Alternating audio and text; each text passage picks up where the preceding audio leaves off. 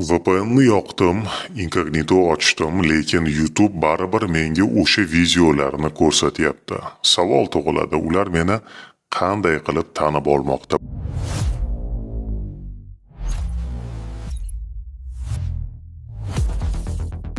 Ko'pchilik shunday deb hisoblaydi. Inkognito plus VPN va men internetda yo'qman. Lekin bu eng katta xato. Inkognito rejim faqat brauzer tarixini, cookie va qidiruvlarni kompyuteringizda saqlamaslik uchun xizmat qiladi xolos. VPN esa faqat IP manzilingizni almashtiradi. Ammo internet uchun siz faqat IP manzil emassiz. Internet uchun siz qurilma hisoblanasiz. Bugungi kunda reklama va platforma algoritmlari odamlarni IP manzillar orqali emas, qurilma va xulq-atvor orqali tanib oladi. Hozir sizni aniqlashning 5 ta asosiy yo'lini ko'rib chiqamiz. Brauzer barmoq izi. Bu sizning raqamli pasportingizga o'xshaydi. Qaysi qurilmadan foydalanayotganingiz, qanday brauzer ishlatayotganingiz, ekran o'lchami, til sozlamalari, vaqt zonasi, o'rnatilgan shriftlar, hatto qurilmangiz quvvati ham birgalikda yig'ilib sizni deyarli 99% aniqlik bilan tanitadi. VPN yoki inkognito buni yashirmaydi. Siz brauzerni ochgan zahoti tizim bu o'sha odam deb bilib oladi. Xulq-atvoringiz.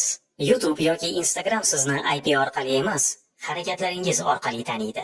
Ya'ni qaysi videoda to'xtaysiz, qaysi videoni oxirigacha ko'rasiz, qaysi mavzularni qidirasiz, qaysi tilda tomosha qilasiz.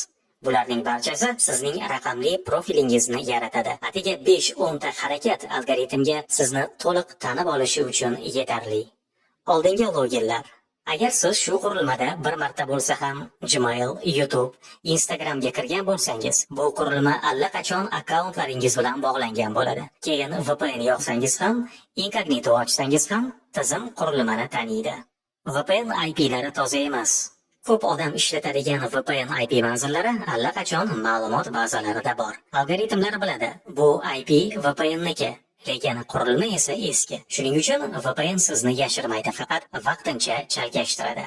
WebRTC va DNS Leak. Ko'pchilik bilmaydi, lekin VPN yopilgan bo'lsa ham haqiqiy IP manzilingiz WebRTC yoki DNS orqali chiqib ketishi mumkin. Bu esa platformaga sizni aniqlash uchun yana bir eshik ochib beradi. WebRTC nima o'zi? Siz brauzerni ochgan zahoti tizim bu o'sha odam deb tanib oladi. WebRTC bu brauzerdagi texnologiya. U video qo'ng'iroq, ovoz, P2P ulanishlar uchun ishlatiladi. Masalan, Zoom, Meet, Discord va hokazo.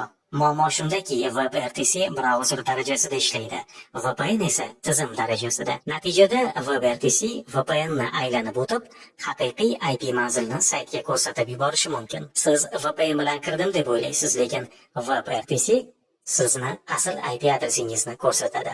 Shuning uchun siz inkognito plus VPN bilan ham tanilyapsiz, chunki siz IP manzilni yashirdingiz, lekin o'zingizni yashirmadingiz. Agar xohlasangiz, keyingi videoda haqiqiy maxfiylik setapini qanday qilishni bosqichma-bosqich ko'rsatamiz. Like bosing, izoh qoldiring va obuna bo'ling.